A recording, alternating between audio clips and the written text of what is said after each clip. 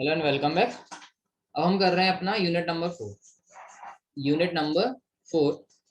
4 के अंदर दो चैप्टर हैं हमारे, है ना। आपने देखा भी होगा अपना ब्लूप्रिंट। दो चैप्टर के अंदर कौन कौन सा है? पहला तो आता है आपका इलेक्ट्रोमैग्नेटिक इंडक्शन और दूसरा आता है आपका अल्टरनेटिंग करंट।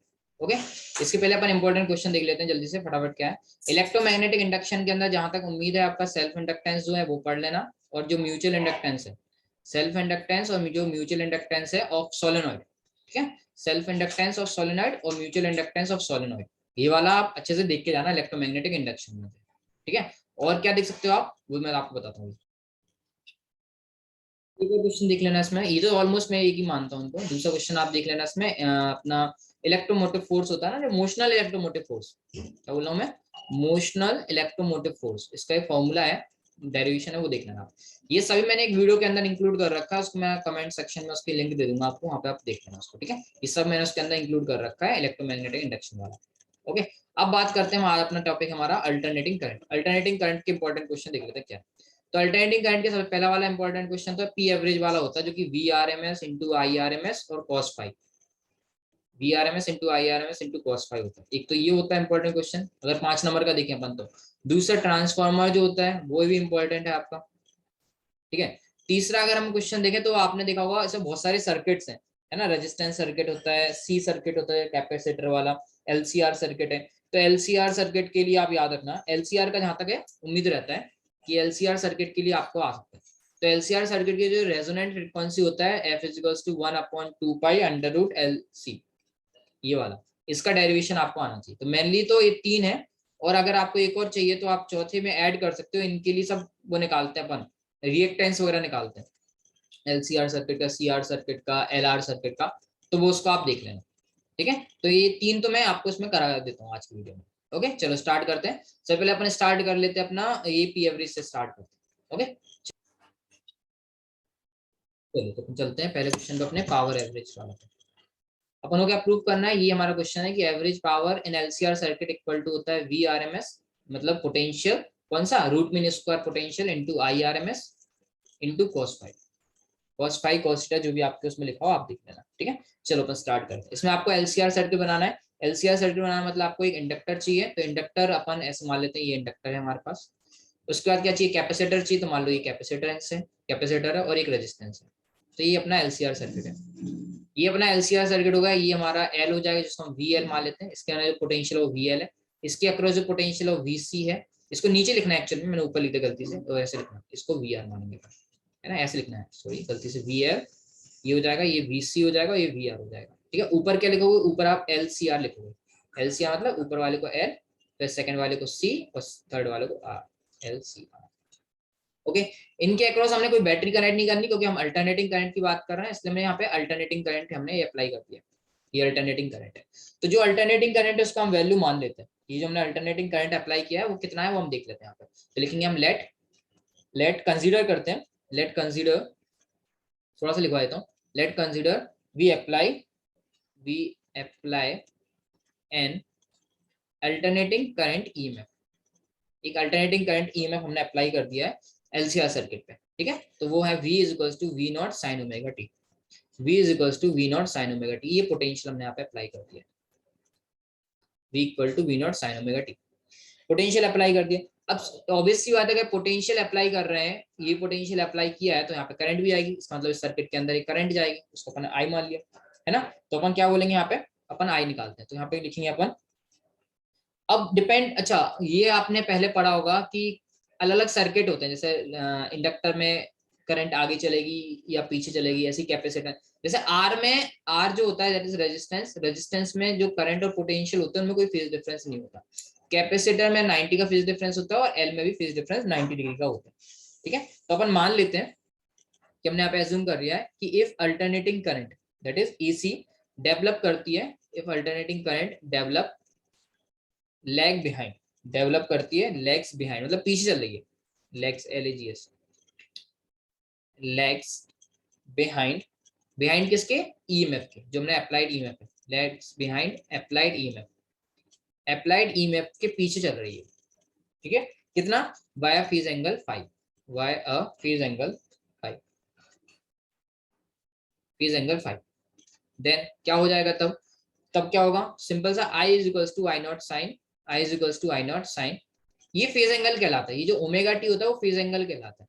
और यहाँ पर पीछे चल रहा है, पीछे चल रहा मतलब इस एंगल में से फाइव को माइनस करना पड़ेगा, तो sign omega T minus five, मतलब साइन के अंदर लिखना है ओमेगा टी माइनस फाइव, ठीक है। तब आपको क्या करोगे, ये आपने दोनों निकाल दिए, इसकी इक्वेशन वाली 1 डाल दो, इसकी इक्वेशन नंबर 2 डाल दो। अब क्या निकालेंगे, इसके बाद अपन निकालेंगे वर्क डन। तो क्या लिखेंगे अपन, the total work done, total work done in complete cycle, in a complete cycle, एक कंप्लीट साइकिल में जो वर्क होता है वो हम निकालना है। कंप्लीट साइकिल का मतलब क्या है, देखो एक्चुअली में क्या है, अल्टरनेटिंग करंट है, तो अल्टरनेटिंग करंट ऐसे चलती है।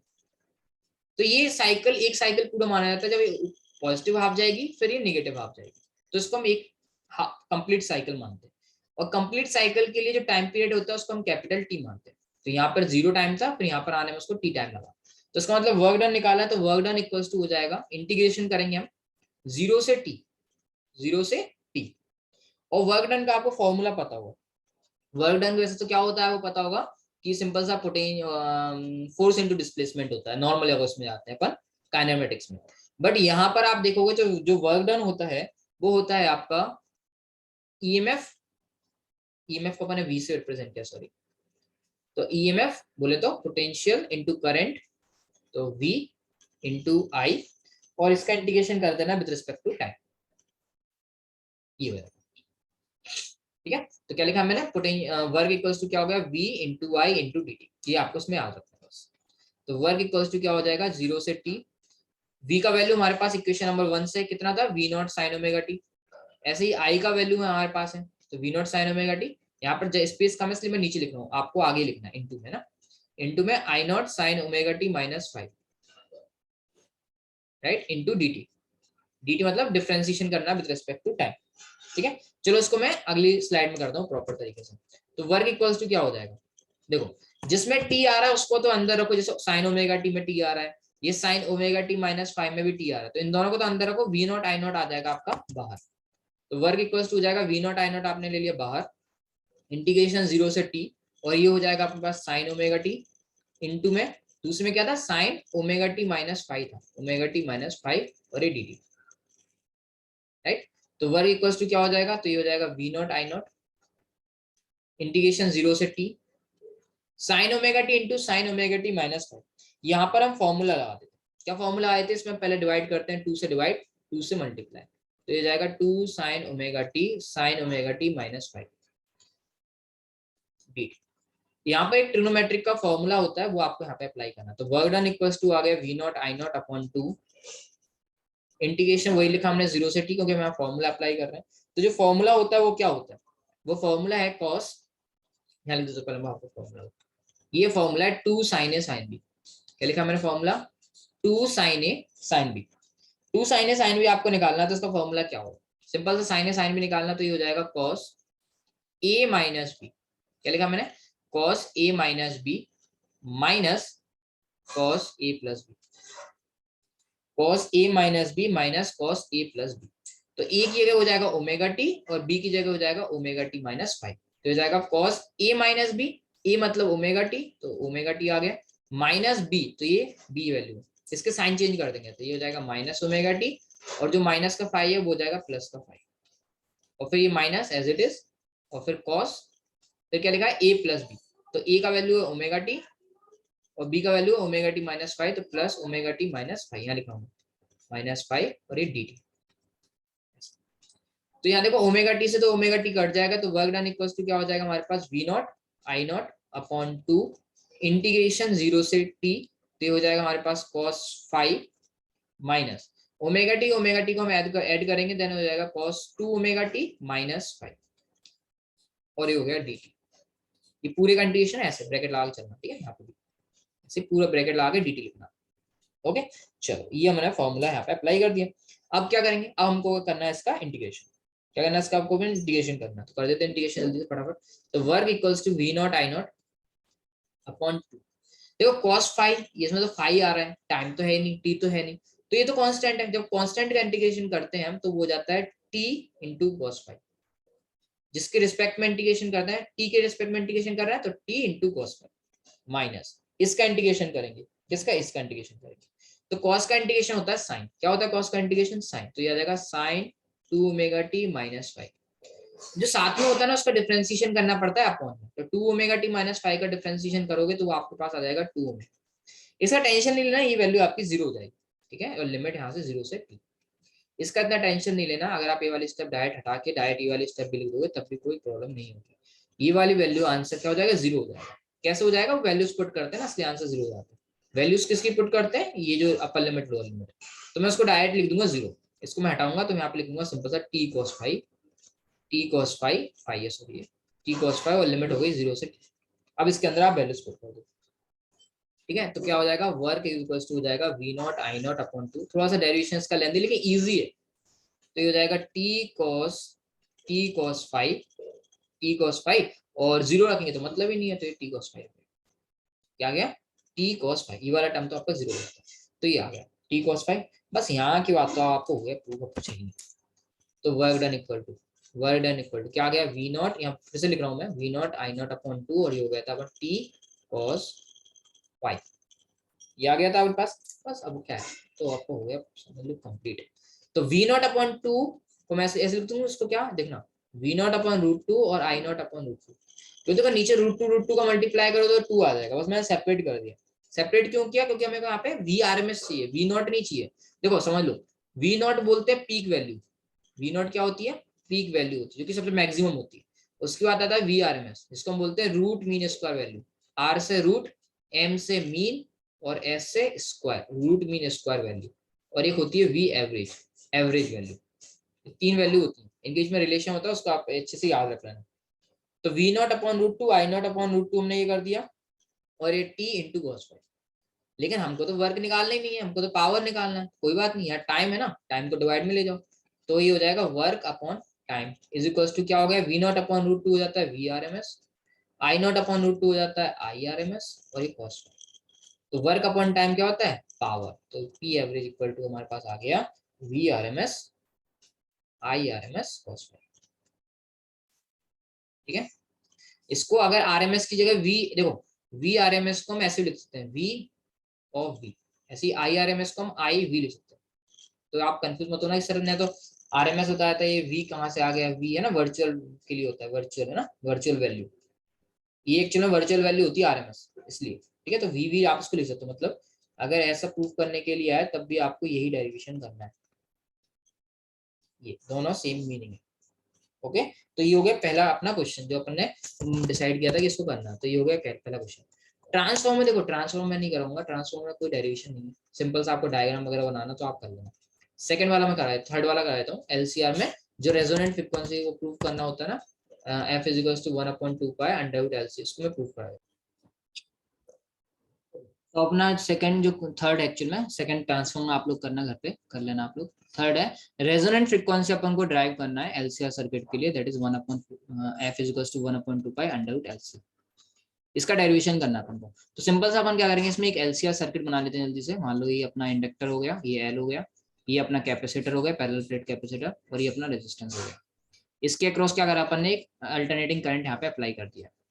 इसके अक्रॉस अपन यहाँ पे क्या करा, एक अल्टरनेटिंग करंट अप्लाई कर दिया, ये अल्टरनेटिंग करंट है। उसका अपन पोटेंशियल मान लेते हैं कि हमने जो अप्लाई किया है that is v = v not sin omega t। ये हमारा इंडक्टर है L है, ये कैपेसिटेंस है C है, और ये रेजिस्टेंस है R। इसके अक्रॉस पोटेंशियल VR एज्यूम कर लेते हैं, इसके अक्रॉस जो पोटेंशियल है C के अक्रॉस VC हो जाएगा, एंड इंडक्टर के अक्रॉस जो पोटेंशियल होगा that is VL। Okay, simple है। अब हम क्या करेंगे, तो हम यहाँ पे जो हमने एज्यूम करा है वो सब वहाँ पे लिख देते हैं कि we have applied an alternate potential, लिख देते हैं let consider we applied an AC EMF V is equals to V naught sin omega t। ये पोटेंशियल हमने अप्लाई यहाँ पे कर दिया, V is equals to V naught sin omega t। Okay, चलिए ठीक है। तो अपन क्या निकाल लेते हैं, इसके अंदर की करंट निकाल लेते हैं। तो अब करंट को कैसे लिख सकते हैं, ठीक है, करंट को अपन कैसे लिख सकते हैं, तो अपन करंट की पीक वैल्यू निकाल लेते हैं। जैसे यहाँ पे समझना, ये जो V नॉट होता है वो पीक वैल्यू होता है। V नॉट क्या होता है, यहाँ पे पीक वैल्यू होता है करंट का, सॉरी ईएमएफ का। तो यहाँ पे लिखते हैं नाउ, हम पीक वैल्यू निकाल रहे हैं, now peak value of current. तो आपको ओम्स लॉ पता है, ओम्स लॉ क्या बोलता है, पीक वैल्यू मतलब करंट इक्वल टू पोटेंशियल, तो पीक वैल्यू मतलब आई नॉट, और पोटेंशियल की पीक वैल्यू लेना है तो वो वी नॉट अपॉन क्या होता है, रेजिस्टेंस होता है, अपॉन क्या होता है, रेजिस्टेंस। लेकिन यहाँ देखो रेजिस्टेंस भी है, कैपेसिटर भी है, इंडक्टर भी है, तो अब क्या होगा, तो मैं यहाँ पे आपको समझाने की कोशिश कर रहा हूँ, आप समझना। ठीक है, देखो अगर मान लो अगर रेजिस्टेंस है सर्किट में, अगर अकेला रेजिस्टेंस है तो वो उसके लिए हम यूज करते हैं सिंपली रेजिस्टेंस। ठीक है, लेकिन अगर सर्किट में सी है, अगर सर्किट में क्या है, सी है, तो उसके लिए हम रेजिस्टेंस की जगह यूज करते हैं एक्स सी। क्या यूज करते हैं, उसकी जगह रेजिस्टेंस यूज नहीं करते, उसकी जगह हम एक्स सी यूज करते हैं।